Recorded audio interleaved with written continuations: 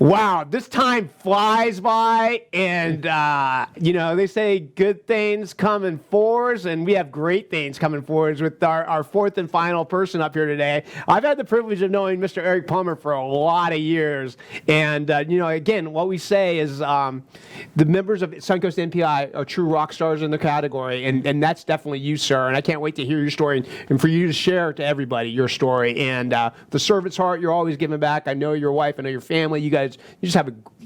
You're awesome, man. So I appreciate you being part of Suncoast NPI. And this is all about you. So thanks for being here. Hey, thanks, John. Thanks. I'm glad you're here. Yeah. Take a deep breath. This is going to be fun. We're going to do, it's going to be fun. I'm a computer nerd. You have to teach me how to do this. $100,000. Let's get people to lean in. All right. $100,000 value. Is anybody interested in a $100,000 value out there? I don't know. I think we have 5 questions that are worth about $20,000 per each question if people lean in and really take a bite out. Is that fair? That's fair. Let's go down this path. So okay. Let's just do this. If you move to a cloud application, we'll test who are you? Who's MetroTech? Real quick. So John, MetroTech is a company that I built, started 14 years ago. We're just now 14. And basically I felt like IT and computers in general have the stereotype that customer service is the last thing on our minds, that we only focus on the tech, that we're intrusive to your business, hard to deal with, you kind of like sigh when you got to call us. My goal was to change that with MetroTech. I wanted to build an environment where our customers enjoyed having us out. I started that by when it was just myself, because it was just me one time. I would always make sure that I was in the presence of them and making sure that my focus was the person, not the computer in the chair. 10% of my job is fixing the computer. 90% is helping real human beings deal with these things we call computers. So building my business, getting my employees, I always sought people who first have personality. I can teach you the tech. So you talk to my crew and you're going to feel comfortable. You're not going to have to deal with that person. We're not going to look down upon you. Look, I can't do whatever you do. Like accounting, not going to happen for me. But should I criticize somebody because they're really great at what they do, but they kind of use the computer wrong? No. We just work through it. We work together. So that's a little bit about what I started the company for. It's been an awesome 14 years. I'm getting revved up now. This is the first time I've done a segment like this. I have done TV commercials. Kind of look back at that and laugh a little bit, but try everything once, right? Yeah, no, you're doing great. Right. This is awesome. 14 years. Congratulations. That's a long time. That's a long time. Right. I mean, we just had Chris on here, with Solid Rock. He's just getting going. So, I mean, you're even encouragement to him. I mean, you got going and continue to go and successful. Absolutely. And sustain a lot of people and feed a lot of people's families. Right? Absolutely. So you want to drive into this $100,000? You want to go there, or you want to stay up here? Where would you like to go? Wherever you want to go with it. If we're going to talk about the $100,000, let's actually put it in perspective of why I have these questions. Okay. So I've been kind of traditional, old school. I believe in on-premise infrastructure, good, solid. Keep your data safe. Privacy is in your concern. But the fact of the matter is, we're going to deal with the cloud. It's coming. It's not going to stop. And some or maybe all of our computer infrastructure for businesses that I serve, the small businesses, will either be cloud or some hybrid mixture of the same. Gotcha. So it's a big deal when you want to go out and search out your first cloud application, and people are surprised at how much they cost. They get all these advertisements. You think of your Facebook account, it's free. You think of other things, your Gmail, it's free. But when you're actually using a business application, I'm helping a company right now. They spent $75,000 for the first year. They're in a multi-year contract. Each year thereafter is maintenance. And if you don't know how to ask the right questions, and you make a decision because they got a great salesperson, the program looks cool, and they make it look great, and then all of a sudden you get it and you have to use it, and it doesn't work, you're going to really hate life because you're in a contract. So there's 5 questions that I tend to ask. Sometimes more, obviously, questions raise new questions, but I start with 5. And we can either solidly prove that you need that application, it's going to be great for you, or we can show you that, this is not the one, let's move on and find another. Gotcha. So, well, that's awesome. Well, let's just throw out the first question then. Okay. So if you were to move, if we're a business owner, if you're to move to a cloud application, what data will not be able to be moved to the new cloud environment. Right. So a good example of that is I have a client that's a law firm, and they are moving their entire practice to a cloud application. Okay. And their system that they currently have, they don't like it. It's old. It's slow. Right. It looks like it was made in the 80s, but it has years and years and years of history. Every case they've ever dealt with, all the information. When they finally started digging in, they asked their cloud provider, with my help, they said, what can we bring forward? What's going to go in the new system in case we got to look something up? And they found out, to their disbelief, it was only going to be contacts and current matters. So all the historical data, all the past clients, gone. The cloud providers don't want your old stuff, so they're going to be very restrictive what you can bring in. Not every cloud provider is the same, but in this case, they eliminated it because they couldn't bring their stuff forward. Interesting. Yeah, that would be a game stopper right there. Absolutely. So, yeah, thanks for sharing that. So, actually, number two. So, the second question would be, can you run this application locally? Right. That's really important. Cloud providers are built to work over the internet. And, hey, if you're in Florida, you've seen what lightning season. Right. You know that the internet goes out.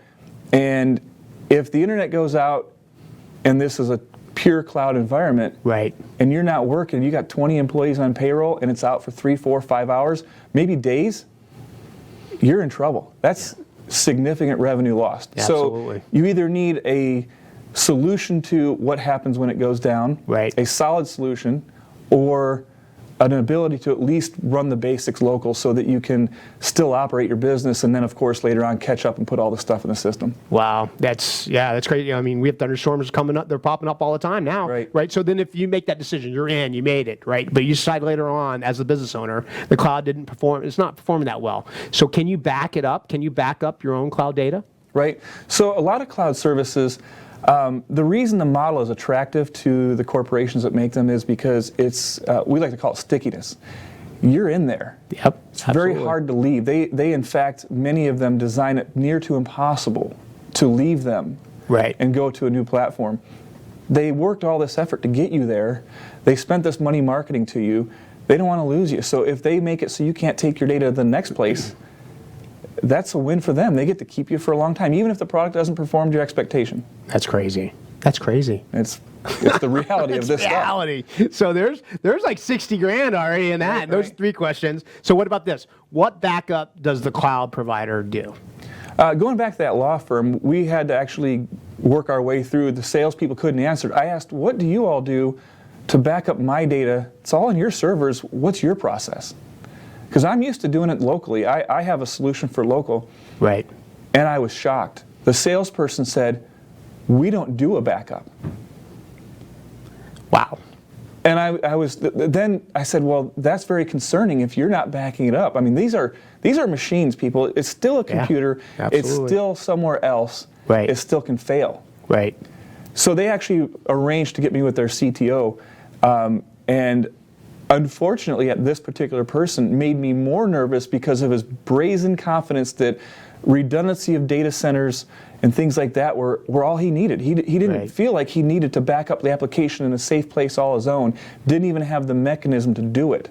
So he relied upon what the data center was doing. Wow. And I actually, in that particular call, I talked to him briefly about, well, have you ever heard of Sony? A few years ago, PlayStation Network went offline for 3 months. And that's a cloud application. What happens, that happens to you, right? What was the backup procedure? How do you repair it? So these are all relevant questions. Could you do your business for 3 months without having systems? Absolutely not. So, absolutely not. It's just really simple. Don't get me wrong. There's a lot of companies that do this stuff expertly, answer all 5 questions, no problem. Right. But the ones that don't answer the questions scare me a lot. And there's more of those out there than you'd want to believe. So it's just a lot of people don't know to ask the question. Yeah. So I mean, that's what's beautiful, and I appreciate you sharing that. And I think it shows going back to your servant's heart, right? You want to share information. You want to serve not the computer, the person. You want to serve the industry. You want to serve the company. Right. So let's hit that last question if you don't mind. So if I get to the point, I'm like, you know what, I'm done. It's not working. How do I leave if the solution no longer works for me and my company? Right. That's actually a really great question. We all have our mobile devices. We have applications we've grown to love, and then the new version comes out. New version's different than what you've ever seen before, and all of a sudden either it doesn't work with a feature that you've relied upon to do your work, right, or it becomes difficult or slow. So you don't anticipate going into an arrangement that you're going to need to leave, but there's always something that happens. Your business evolves. All of a sudden you decided you're not doing NPI anymore. Right. You're going to sell ice cream. The same systems won't work with ice cream, but you're still the same corporation. You might want to move. Right. So you need to have them give you an idea of what it looks like to leave them. Do you get to take all your information? Can you actually get it out? Can we have a plan to resolve it? Can we bring it local? Right. Can I go back to that old version that worked so well for me? Exactly. These are the kinds of things that, when you're in the honeymoon phase, everybody loves to feel like they're getting something new. They're going to get something of value. They're going to have, all of a sudden, the new excitement, the new machine is going to make them 5 times better at their business. They never think about what happens after that honeymoon wears off, after the employees actually test drive this thing. The employees who make the money with this can't work it. Wow. Yeah, that's impressive. So it's crazy. That was awesome stuff, and we're coming down like minute or so to close. How about what differentiates you and your company within the marketplace? You want to go there?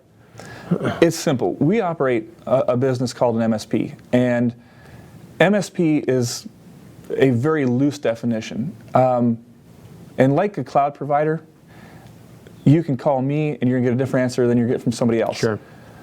I believe that if I do my job good, that I don't have to lock you into a long-term contract. Most of my competition works by signing you to a 3, 4, 5-year deal. Right. And then there's in their clause that you have to do an arbitration if it's not working out. It's a big hassle. So I meet so many customers that are locked into a contract. They're in despair. I've got a customer currently right now today who's still got 6 months on their contract, but they're calling me out to replace their PCs because they can't stand to pay their guys that they're currently with to do the job. That's crazy. So we are a 0 long-term contract company. You're going to want to write the check every month. You're going to want to do business with us because we took care of you. Right. That's great. I mean, Eric Plummer, you're amazing. We're going to 10 seconds to close this out. Thanks for being part of the Suncoast MPI TV. You did a great job, and it was a great show today. So come back and check us out again. Suncoast MPI TV, when we pull together, we all win.